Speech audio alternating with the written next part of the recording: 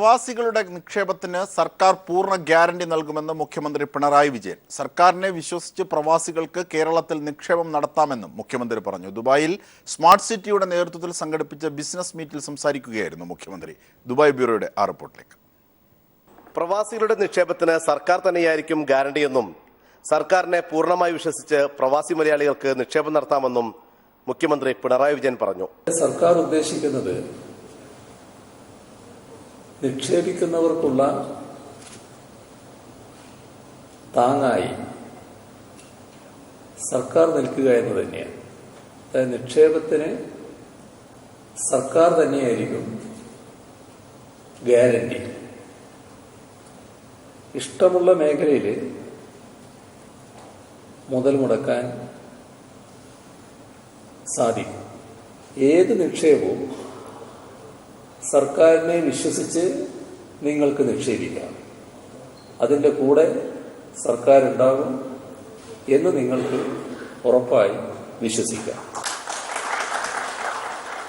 പ്രവാസി സംരംഭകരെ സഹായിക്കാൻ പ്രവാസി മലയാളി നിക്ഷേപ സഹായ സെല്ലിന് രൂപം നൽകുമെന്നും വ്യവസായങ്ങൾക്കുള്ള അപേക്ഷയ്ക്കും ക്ലിയറൻസിനും ഓൺലൈൻ സംവിധാനം കൊണ്ടുവരുമെന്നും മുഖ്യമന്ത്രി പറഞ്ഞു.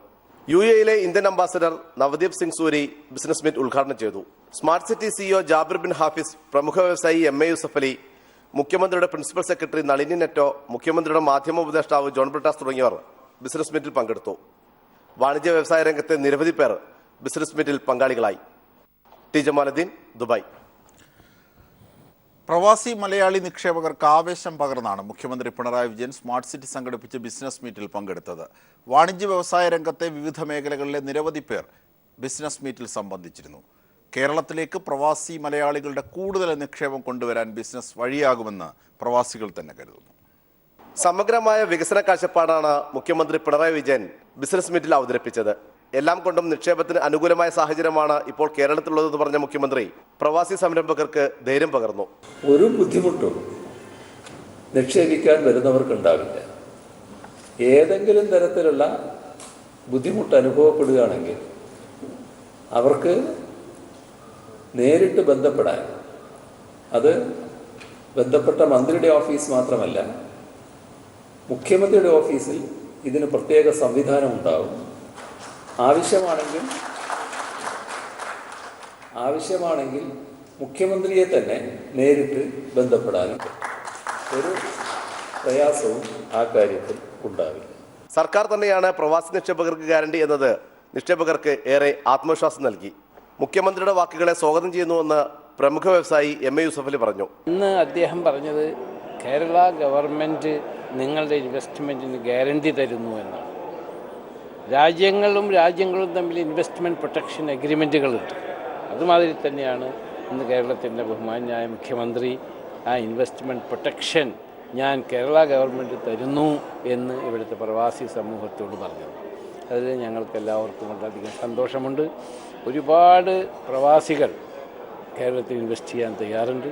അതിനുള്ള കാലാവസ്ഥ സംജാതമാക്കാൻ വേണ്ടി ഒരു ഇൻഡസ്ട്രിയൽ പോളിസിക്ക് രൂപം കൊടുത്തുകൊണ്ടിരിക്കുകയാണ്.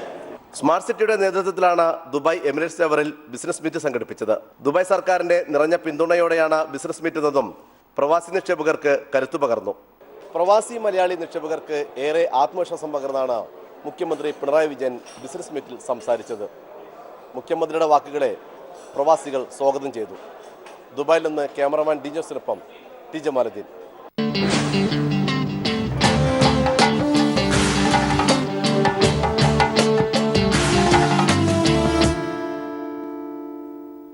അഴിമതി വിഷയത്തിൽ ആരോപണ പ്രത്യാരോപണങ്ങളുമായി പ്രധാനമന്ത്രി നരേന്ദ്രമോദിയും രാഹുൽ ഗാന്ധിയും നേർക്കുനേർ. രാഹുൽ ഗാന്ധി സംസാരിച്ചപ്പോൾ ഭൂകമ്പം ഉണ്ടായില്ലെന്നാണ് മോദി പരിഹസിച്ചത്.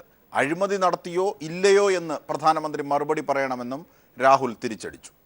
പ്രധാനമന്ത്രി നരേന്ദ്രമോദി ഗുജറാത്ത് മുഖ്യമന്ത്രിയായിരിക്കെ സഹാറ ഗ്രൂപ്പിൽ നിന്നും ബിർള ഗ്രൂപ്പിൽ നിന്നും കോഴ കൈപ്പറ്റിയെന്ന തെളിവ് സഹിതമുള്ള ആരോപണങ്ങളുമായാണ് കോൺഗ്രസ് ഉപാധ്യക്ഷൻ രാഹുൽ ഗാന്ധി രംഗത്തുവന്നത്. നേരത്തെ പ്രശാന്ത് ഭൂഷണും മോഡിക്കെതിരെ ഇത്തരമൊരു ആരോപണവുമായി രംഗത്തു വന്നിരുന്നു. എന്നാൽ രാഹുൽ ഗാന്ധി കൂടി ആരോപണവുമായി രംഗത്തെത്തിയതോടെ പ്രധാനമന്ത്രിക്ക് മറുപടി പറയാതിരിക്കാനായില്ല. വാരണാസിയിൽ വെച്ച് നടന്ന ഒരു പൊതുപരിപാടിയിൽ കോൺഗ്രസിനെതിരെയും രാഹുൽ ഗാന്ധിക്കെതിരെയും രൂക്ഷ വിമർശനം ഉന്നയിച്ചുകൊണ്ട് പ്രധാനമന്ത്രി മറുപടിയുമായി രംഗത്തെത്തി. ഭീകരരെ സംരക്ഷിക്കുന്നത് പോലെയാണ് പ്രതിപക്ഷം കള്ളപ്പണക്കാരെ സംരക്ഷിക്കുന്നതെന്നും ഭൂകമ്പം ഉണ്ടാകുമെന്ന് പേടിപ്പിച്ച രാഹുൽ ഗാന്ധി പ്രസംഗിക്കാനെങ്കിലും പഠിച്ചതിൽ സന്തോഷമുണ്ടെന്നും യഥാർത്ഥ ഭൂകമ്പം വരാനിരിക്കുന്നതേയുള്ളൂവെന്നും മോദി കൂട്ടിച്ചേർത്തു. എന്നാൽ മണിക്കൂറുകൾക്കകം തന്നെ രാഹുൽ ഗാന്ധി നരേന്ദ്രമോദിക്ക് മറുപടിയുമായി രംഗത്തെത്തി. താങ്കൾ എത്ര വേണമെങ്കിലും പരിഹസിച്ചുള്ളൂ എന്നും പക്ഷേ ആരോപണങ്ങൾക്ക് മറുപടി പറഞ്ഞിട്ട് പോകൂ എന്നുമായിരുന്നു രാഹുൽ ഗാന്ധിയുടെ മറുപടി. അഴിമതി ആരോപണത്തിന് മറുപടിയില്ലാത്തതിനാലാണ് പ്രധാനമന്ത്രി ഒന്നും പറയാത്തതെന്നും രാഹുൽ ഗാന്ധി കൂട്ടിച്ചേർത്തു. News desk. ജനങ്ങളുടെ ആധാർ വിവരങ്ങൾ റിലയൻസിന് നൽകി കേന്ദ്ര സർക്കാർ.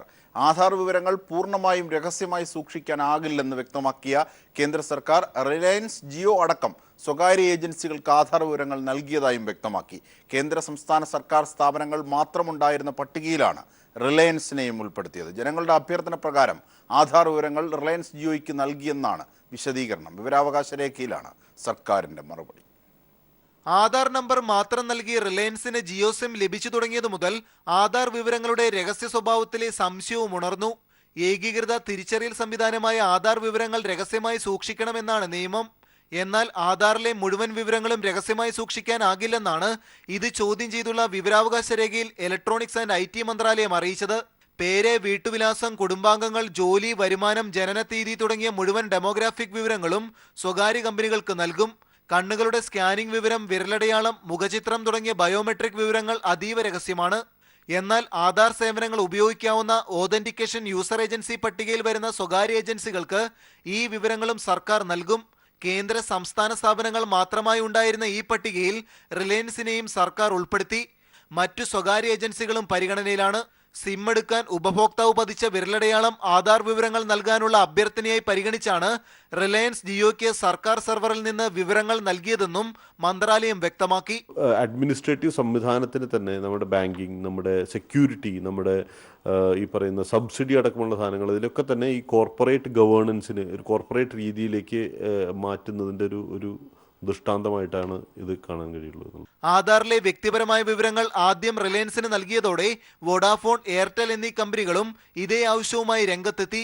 ഈ കമ്പനികൾക്കും സർക്കാർ അനുമതി നൽകി കഴിഞ്ഞു. ഓതന്റിക്കേഷൻ യൂസർ ഏജൻസിയുടെ പട്ടികയിൽ വരുന്ന എല്ലാ സ്വകാര്യ കമ്പനികൾക്കും അതീവ രഹസ്യമായി സൂക്ഷിക്കുന്ന ആധാർ വിവരങ്ങൾ കൈമാറാമെന്നാണ് സർക്കാർ വിശദീകരണം. എന്നാൽ കൈമാറപ്പെടുന്ന ഈ വിവരങ്ങൾ എന്തെല്ലാം ആവശ്യങ്ങൾക്ക് കമ്പനികൾക്ക് ഉപയോഗിക്കാനാകുമെന്ന കാര്യത്തിൽ കൃത്യത വരുത്താൻ സർക്കാരിനാകാത്തത് ആശങ്ക വർദ്ധിപ്പിക്കുന്നു. ക്യാമറാമാൻ രാജീവ് കണ്ണാടിക്കൊപ്പം മനുശങ്കർ, ന്യൂസ് ബ്യൂറോ, ദില്ലി.